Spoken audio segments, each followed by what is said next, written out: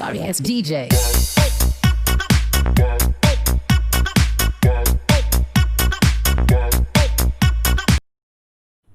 Sebelum kita memulai video pembelajaran ini, teman-teman jangan lupa subscribe, nyalakan tombol loncengnya, dan jika kalian suka dengan videonya, silakan like dan share ke teman-teman kalian yang lainnya. Jadi, materi pokok kita di hari ini yaitu pertumbuhan dan perkembangan.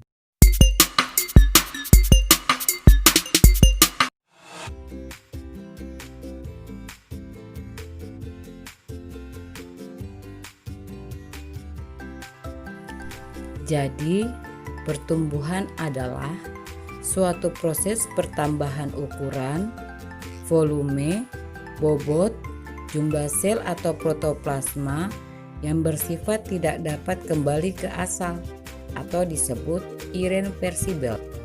Sedangkan perkembangan adalah proses menuju kedewasaan atau kematangan suatu organisme yang ditandai dengan adanya spesialisasi sel-sel tubuh menjadi struktur dan fungsi tertentu. Selain pengertian, ada juga tahap-tahap dari pertumbuhan dan perkembangan itu sendiri loh. Yang pertama, pertumbuhan dan perkembangan bakal buah dan bakal biji. Yang kedua, perkecambahan. Dan yang ketiga, pertumbuhan primer. Dan yang terakhir, pertumbuhan sekunder. Sekarang kita masuk pada faktor internal dan faktor eksternal. Faktor internal adalah faktor yang merupakan hasil interaksi antara faktor-faktor yang berasal dari dalam dan luar tubuh tumbuhan.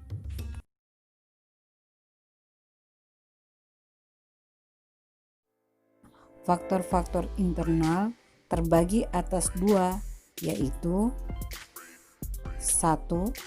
Gen atau penurunan sifat. 2. Zat pengatur tumbuh. Faktor internal sangat berpengaruh karena bukan hanya pada tumbuhan saja, tapi juga makhluk hidup yang lainnya. Mengapa? Karena makhluk hidup butuh berkembang biak, bertumbuh, dan berkembang. Ini semua masuk pada ciri dan sifat makhluk hidup loh, yang dimana dipengaruhi oleh gen dan zat pengatur tumbuh sehingga bisa mempengaruhi bentuk, warna, dan hormon pada makhluk hidup. Faktor eksternal adalah faktor luar yang mempengaruhi proses pertumbuhan dan perkembangan. Faktor-faktor eksternalnya adalah 1. Hara mineral. 2. Air. 3. Cahaya. 4. Suhu. Dan 5. Kelembapan. Bukan cuma faktor internal, tapi faktor eksternal juga sangat dibutuhkan.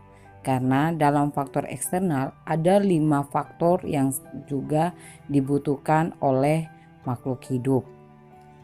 Ya, salah satu contohnya kita ambil air. Air sangat dibutuhkan oleh manusia, tumbuhan, dan juga hewan.